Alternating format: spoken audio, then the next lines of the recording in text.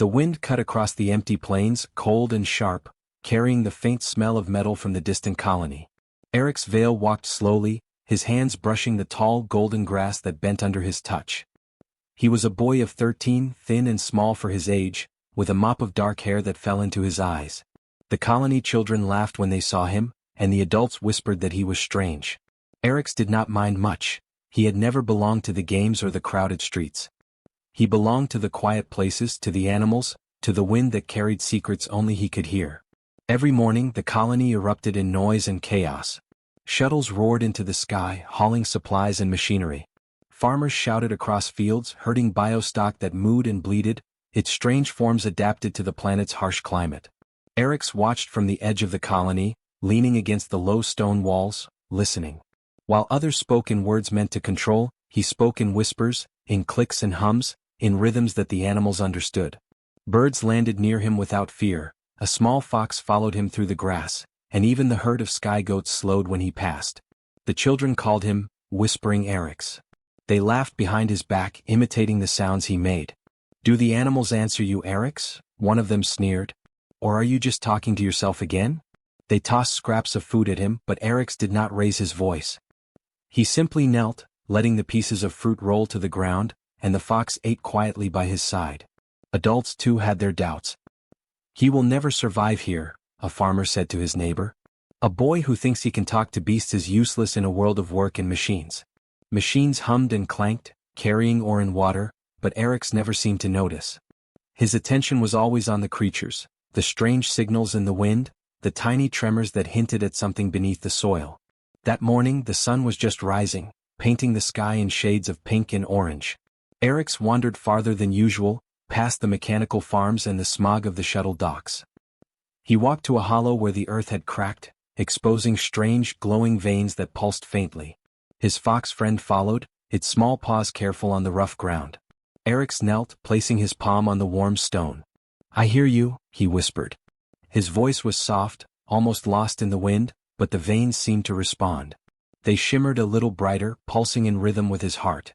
Suddenly a group of boys appeared, their boots crunching the dry grass. "What are you doing out here, freak?" one shouted. Eric's looked up calmly. "I am listening," he said simply. They exchanged glances, unsure if he meant to mock them or if he was even sane. "Listening? You mean talking to those dumb animals?" another said. One of them kicked a small stone toward him. Eric's did not move. The fox growled softly and nipped the boy's ankle. He yelped and stumbled back, laughing nervously.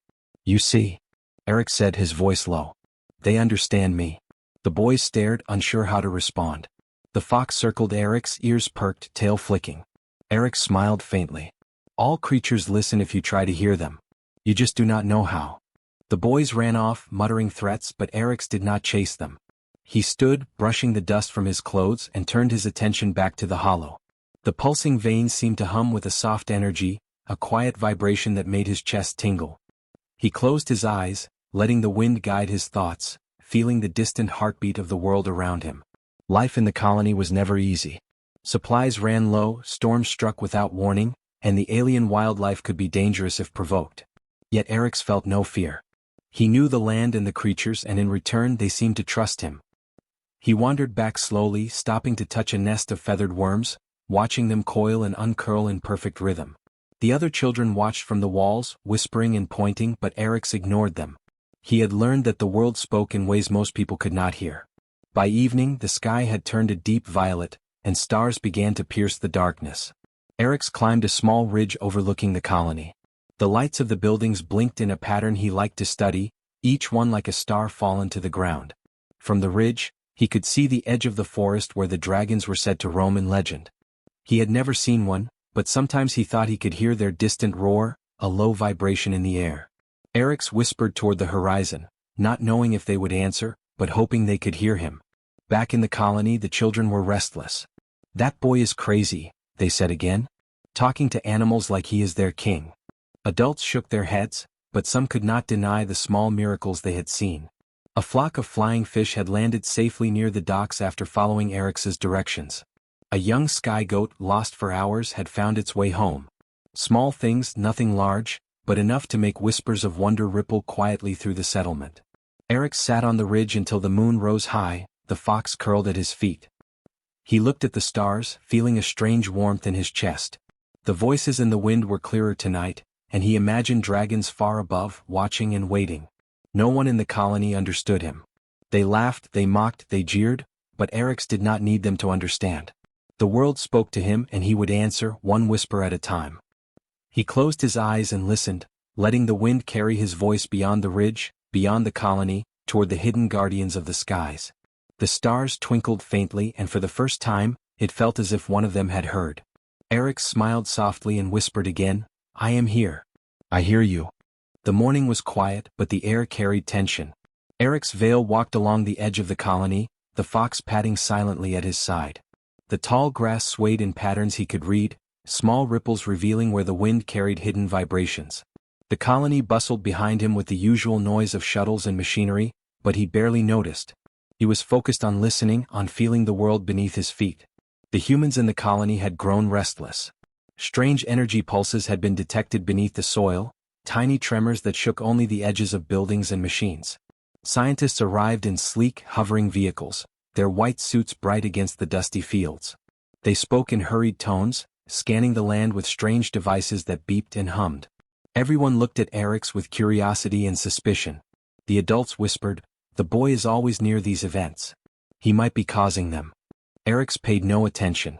He knew he did not cause the tremors. He only felt them. He knelt by a crack in the earth, fingertips brushing the warm surface.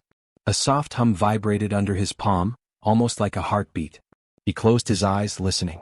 From deep within, something ancient pulsed back at him, a voice older than any human memory. It was quiet, patient, and it answered only one way, a way only he could hear. A small group of colonists approached. One of them, a scientist named Leora Cade, knelt beside him. "Eryx, can you feel it?" she asked. Her voice was calm, but her eyes betrayed her unease. "These readings, we've never seen anything like them. It's almost alive." Eryx nodded without speaking. He listened to the wind, to the tremors beneath the soil, to the subtle movements of the animals nearby. He felt the pulse of life, the quiet rhythm that connected all things. The fox padded closer to the crack and lowered its head, sniffing the air. Birds circled overhead, and a herd of sky goats grazed nearby, their ears alert. Eryx whispered softly, a series of clicks and hums, and the creatures responded. The goats lifted their heads, the birds shifted their flight, and the fox lay down beside him. The scientists exchanged astonished looks. "No one has seen animals respond to him like this," Leora said quietly. "It's extraordinary." Eryx looked up at the scientists, his dark eyes steady. "I do not control them," he said. "I listen. They speak in ways you cannot hear. You only hear noise. I hear meaning."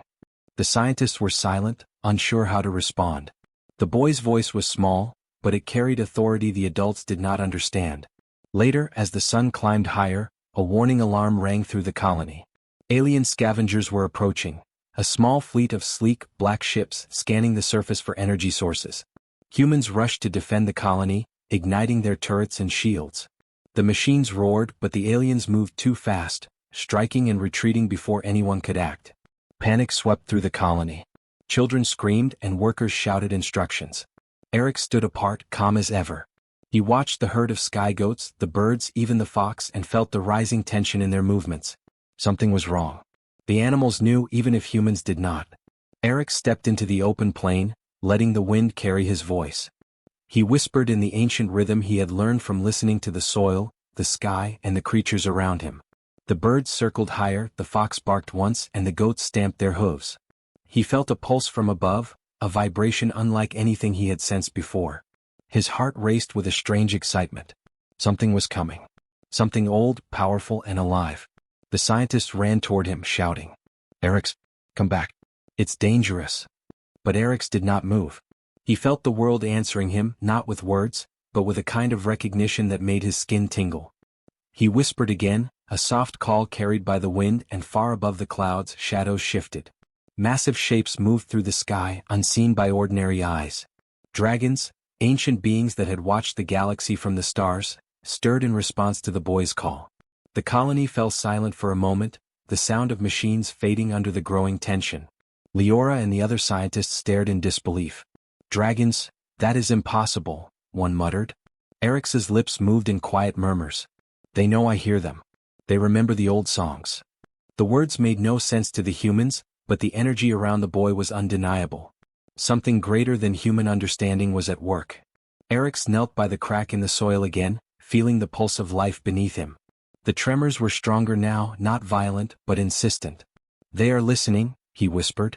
The fox rested its head on his knee. Birds landed on nearby rocks, and even the machines seemed to hum differently, as if acknowledging the boy's presence. The scientists could only watch, frozen in awe and confusion. As the day wore on, the alien ships circled closer, unaware of the growing power on the ground. The colonists prepared for a fight they thought they understood, but Eryx knew they were only reacting to the surface. Beneath them and above them, forces older than their technology stirred. He could feel the rhythm of the dragons, a quiet patience, a watchfulness. They had withdrawn long ago, leaving the galaxy to its chaos. Now they were waking, drawn by a human who could hear the world. When night fell, the sky turned deep indigo, and stars began to blink through the darkness. Eryx stood at the edge of the plain, the colony behind him, the fox at his side. He raised his hands slightly, whispering into the night, a song that only he could sing. The stars seemed to flicker in answer. A faint glow appeared on the horizon, growing brighter with each heartbeat. Dragons were coming. The humans still did not understand, but they could feel it. The air thrummed with a strange energy, and even the machines seemed to pause. Eryx smiled faintly, listening to the quiet replies of the world. He had never felt alone. The animals, the wind, the hidden pulse beneath the soil, and now the dragons above, all were speaking to him. And for the first time, the colony realized that the boy they mocked might know more about the world than they ever could. Eryx whispered one final word into the night. I hear you. And somewhere far above, beyond the reach of human eyes, the dragons answered. The sun was barely rising when the first alien ships appeared on the horizon. Black silhouettes glinted in the pale light, moving faster than any human shuttle. The colony stirred, alarms ringing through the air, but even as humans scrambled, Eryx Vale stood calmly on the open plain, the fox at his side. He did not shout or run. He listened. The animals around him sensed danger. Birds scattered and screeched, and the sky goats stamped and tossed their heads, uneasy. Yet Eryx knelt in the grass, feeling the vibrations beneath the soil, the faint pulse in the air. He whispered in the rhythm he had learned from years of listening, soft clicks and hums that seemed to harmonize with the energy in the world. The tremors beneath his feet grew stronger, and the distant sky above seemed to shimmer. The alien ships hovered closer, scanning the colony with cold precision. Machines fired and turrets swung into position, but their blasts bounced harmlessly off the ship's shields. Humans screamed and ran, caught between fear and confusion.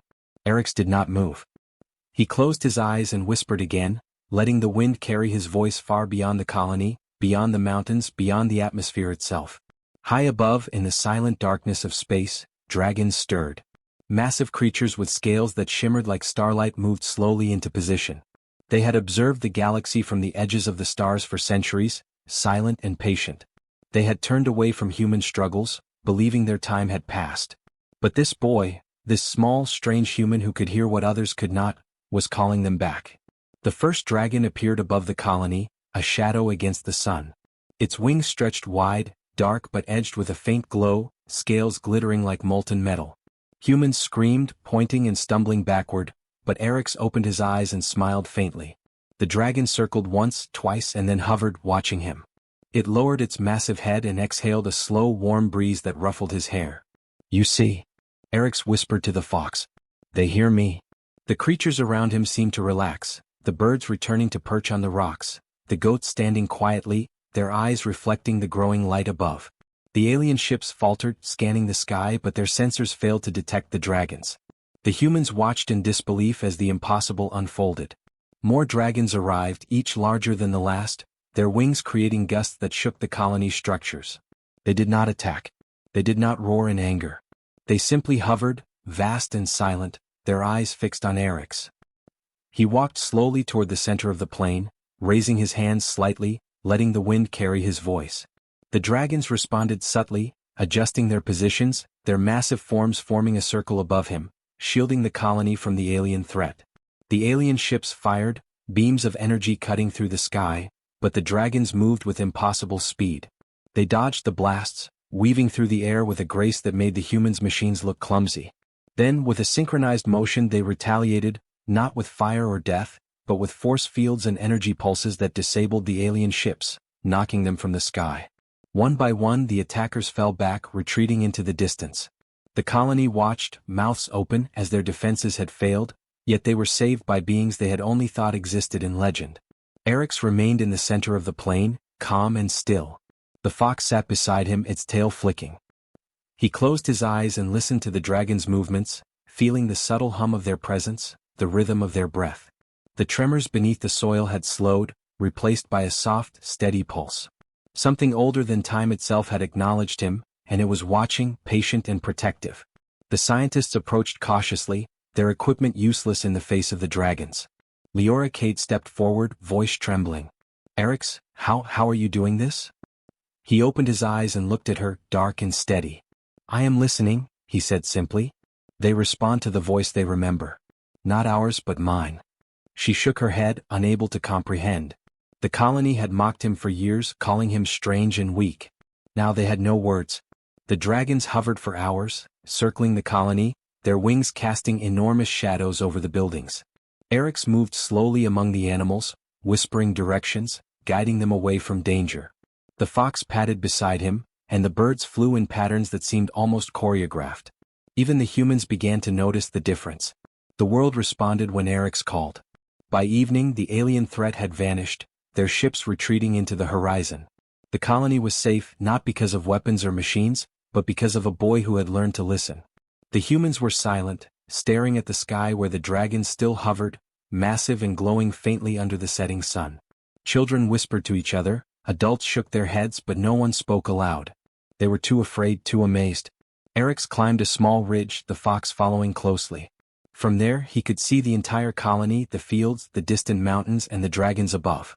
He whispered into the wind, a soft call carried by the evening air. The dragons tilted their massive heads, acknowledging him once more. They did not speak in words humans could understand, but the boy knew their intent. They would protect. They would watch. The night fell, cool and quiet, with stars blinking into existence. The dragons rose higher, disappearing into the darkness above, but the tremor of their presence lingered. Eryx sat on the ridge, the fox curled at his feet, and he listened. He listened to the wind, to the soil, to the animals, and to the memory of the dragons that now answered his call. For the first time humans realized that power was not always in machines or weapons. Sometimes, it was in understanding, in patience and in listening. Eryx whispered softly to the stars, "I hear you." Somewhere far above, beyond the reach of human sight, the dragons replied with a quiet acknowledgement, a rhythm felt in the bones of the world. And in that moment, the colony understood that the boy they had mocked had awakened something far greater than any of them had ever known. The night air was tense, filled with the quiet hum of dragons hovering above the colony. Their massive wings stirred the wind, and their glowing eyes watched every movement below. Eryx Vale stood in the center of the plain, the fox at his side, and felt the pulse of their presence. He could sense their patience, their judgment, and the weight of an ancient power that had not been awakened for centuries. The humans were afraid. They huddled behind walls and vehicles, whispering questions and doubts. The alien ships had retreated for now, but the threat was not gone.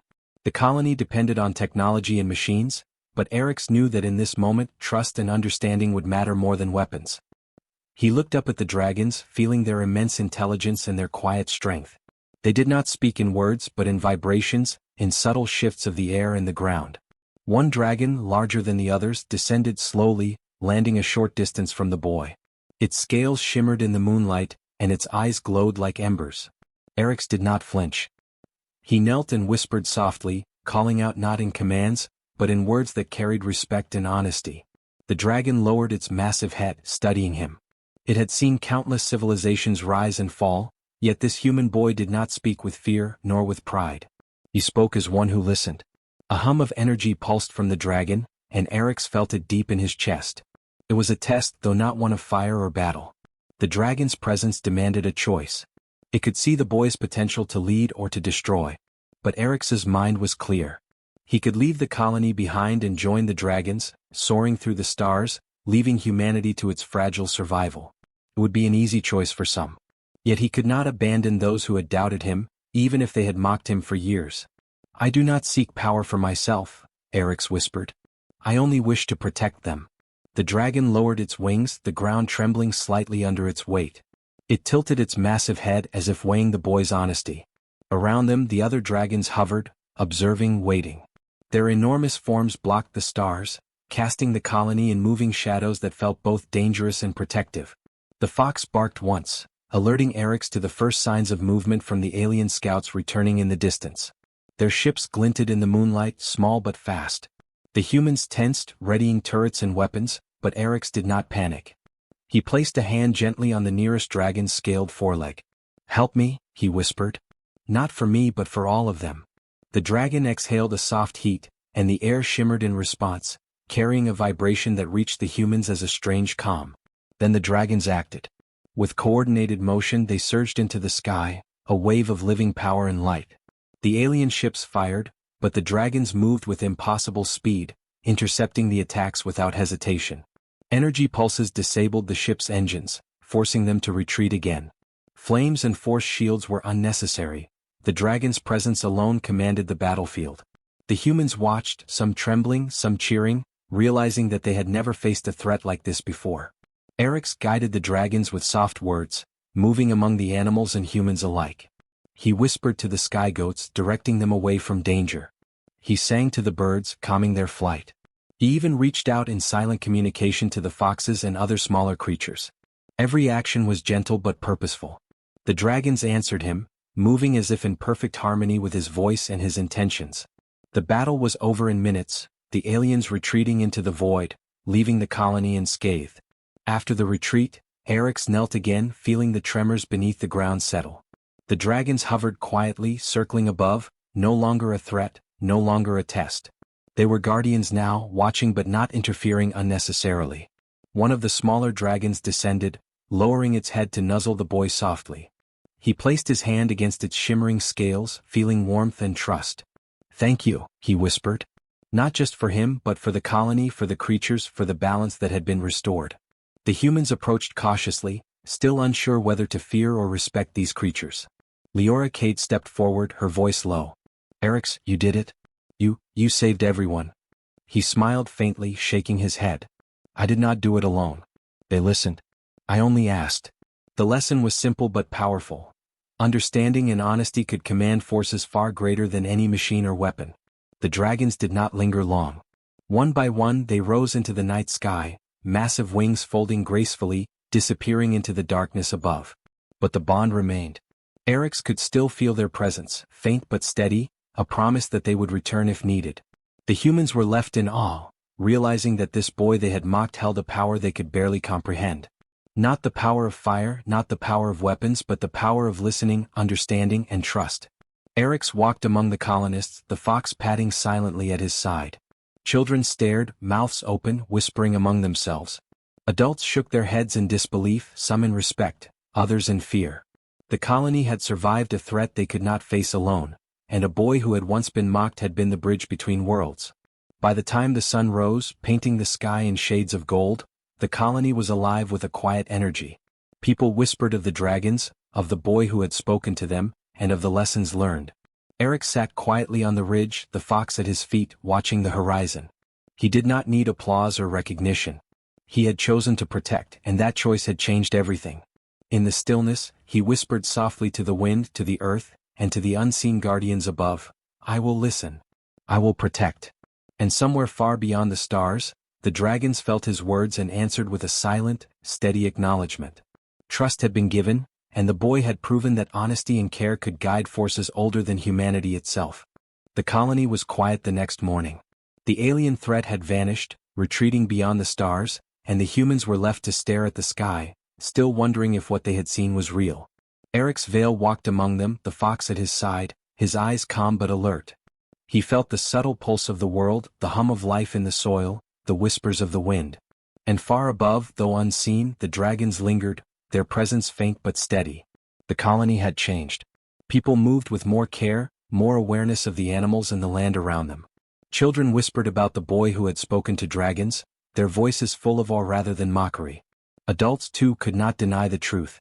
Machines and weapons had failed, but the boy had listened, and through listening he had guided forces far beyond their understanding. Eryx said little but he noticed. Every glance, Every small act of respect from the colonists reminded him that understanding was stronger than fear. Eric spent the day walking the plains. He visited the nests of sky goats, the roosts of birds, and the dens of foxes.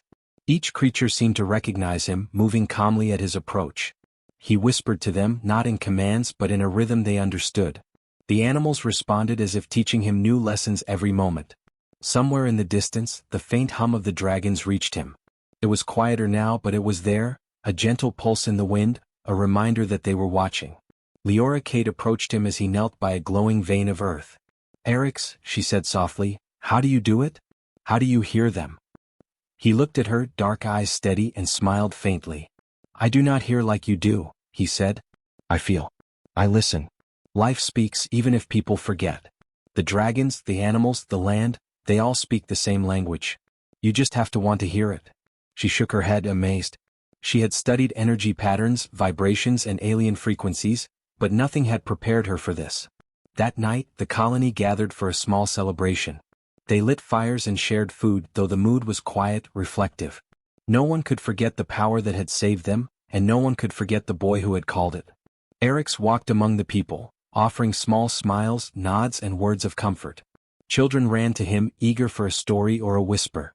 Adults lingered, watching, listening, trying to understand. The colony had survived, not by force, but by a boy who knew the value of listening and trust. Far above, the dragons began to rise again, their massive forms cutting through the night sky. Eric's watched, standing on a ridge, the fox at his feet. He whispered softly, calling out not in demand but in greeting. The dragons tilted their heads, acknowledging him. They had remembered the voice that had summoned them, the voice that had shown them the truth of humanity's potential. They did not come to rule or destroy. They came to watch, to guide if necessary, and to trust once more. Eric spoke to the dragons in soft tones, and for the first time he realized the full weight of what he could do. He was not a warrior. He was not a ruler. He was a bridge. Through his listening, he could connect creatures that had once been distant, forgotten, or afraid. The dragons responded subtly, shifting in formation, circling the colony, a silent promise of protection. The humans below could only stare, awestruck, as shadows passed over the plains, their forms both terrifying and magnificent. Over the following weeks, the colony began to thrive in ways no one expected. Food supplies improved not because of machines but because Eric's guided the animals, teaching the humans how to care for them better. Resources were used more wisely, with respect for the land and creatures that shared it. Stories spread among the people of the boy who could speak to the world, and whispers traveled to neighboring colonies. They spoke of dragons returning to answer a human call, of a child whose voice could reach across species and even the stars. One evening, as the sun set in fiery reds and oranges, Eric stood alone on a ridge, the fox curled at his feet. He looked to the horizon, where the faint shimmer of dragons could be seen in the fading light. He whispered softly, a promise more than a call. "I will listen. I will protect. I will not forget."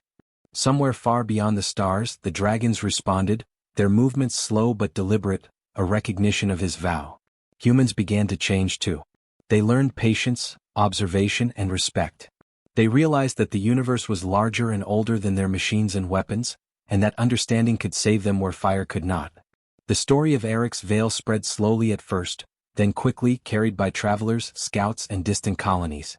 People began to seek the voice that had changed the outcome of a battle, the voice that had reminded the galaxy that humans could be more than conquerors, they could be listeners, protectors, and allies. Eric's never sought fame or glory. He continued to walk the plains, to speak to the animals, and to whisper to the winds. The dragons remained far above, distant but present, a steady reminder that the galaxy had noticed him. Children came to him to learn, adults came to watch, and even the land seemed to hum with a gentle energy that had not existed before. The fox padded beside him, and together they stood on the ridge, looking at the stars. The colony slept below, safe for now, and the night air carried the faint hum of dragons circling above. Eric smiled softly, feeling the rhythm of life that connected everything. His voice had reached beyond the colony, beyond the planet, and perhaps even beyond the stars. He had proven that a human could bridge worlds, guide ancient forces, and inspire understanding where fear had ruled. And somewhere in the infinite darkness of space, dragons stirred in quiet acknowledgement. The boy's voice, small yet steady, had reminded them why they once cared. Eric's Vale had changed the galaxy, not with fire, not with weapons, but with the simple, powerful act of listening. The wind carried his whisper into the night, soft but sure. I hear you. I will protect. I will remember. And the dragons, ancient and patient, answered in a way that only he could feel. A new era had begun, and humans, for the first time in centuries, had earned the attention of the guardians of the stars.